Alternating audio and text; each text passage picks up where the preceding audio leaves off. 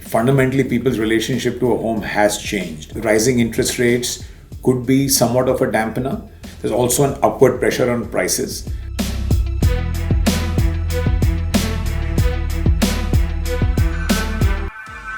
So as you mentioned, recently RBI repo hike is there and it is affecting the home loan interest.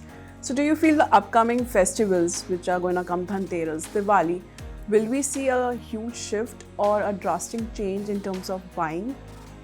Look, as I said, Kritika, I think we are on the cusp of an upcycle in real estate. There's a lot of pent-up demand in the minds of consumers who want to buy a home. And as I said, that fundamentally people's relationship to a home has changed.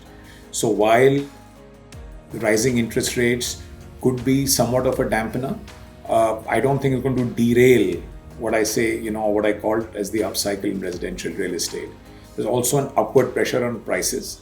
As we know, input costs for developers have gone up and they have been forced to increase prices, and we have seen those price hikes, across the board in various cities.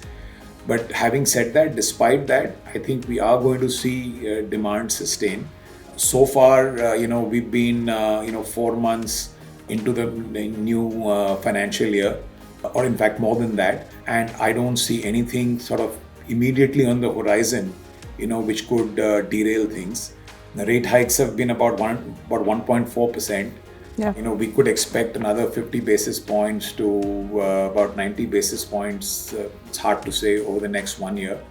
But unless it goes beyond that, I don't think we're going to see a major, disruption in what I'm calling upcycle, which is here to stay.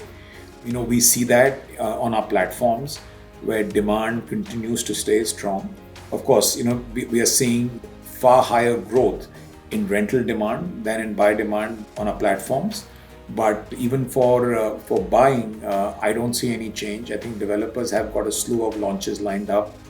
Demand has remained strong, for the quarter which just ended in June.